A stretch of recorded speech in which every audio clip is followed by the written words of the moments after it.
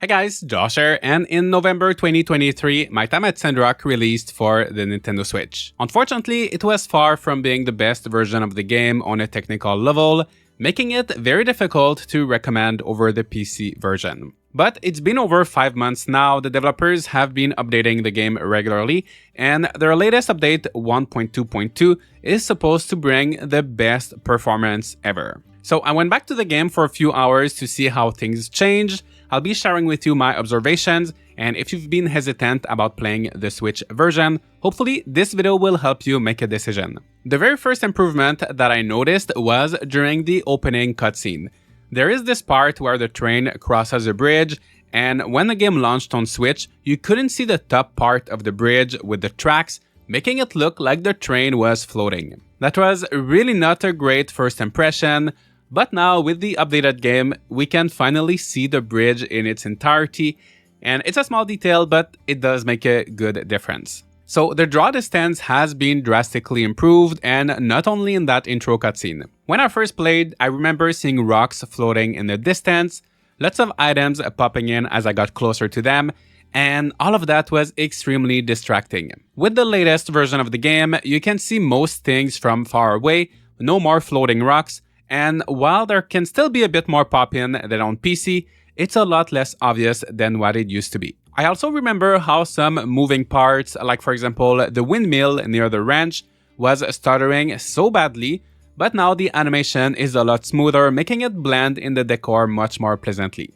Speaking of movement, another very jarring detail with the first Switch build was that in a lot of cutscenes, characters were not moving their mouth while they talked. That has now finally been fixed. Characters are moving their mouth now, making cutscenes and dialogues a lot more interesting to watch, and I feel like that's quite an important thing in a game with as much voice acting as this one. By far though, the change I was hoping for the most had to do with the clarity of the UI. The icons in the menu and for the items were so ridiculously blurry at first, it was hard to recognize them, and they did not look good at all, especially compared to how crisp and clear everything looked on PC. I'm pleased to say that this has been fixed at least partially. If I'm playing on a monitor with my Switch docked, I can see that the icons are still a little bit blurry. They're not perfect, but I'll put some before and after, and you can tell that improvements have been made. If you play your Switch mostly in handheld mode, then you're in luck because in that case, most of the icons seem to be just the right resolution and they do look really clear, except for the characters' portraits, which look a bit blurry no matter what.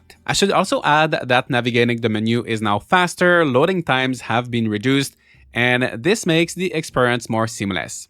So these are the most specific, concrete details that I noticed, but the game as a whole just looks better.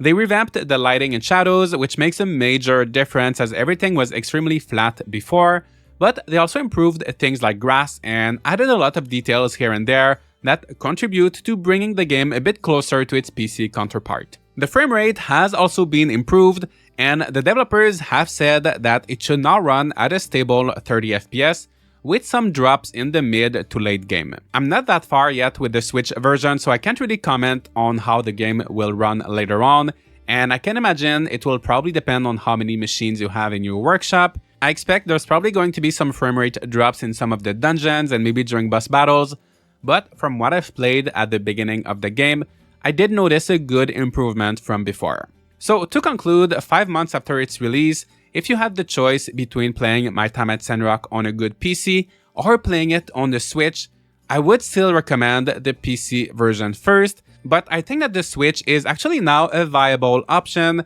compared to in last November where I felt like it was really a last resort. It's very far from being the most beautiful Switch game, and you can feel that it was not developed with that console in mind from the start, but it looks acceptable, it runs fine for the most part, and if you play in handheld, it looks a lot better on the small screen. Plus, the Switch version is now pretty much on par with the PC version in terms of content.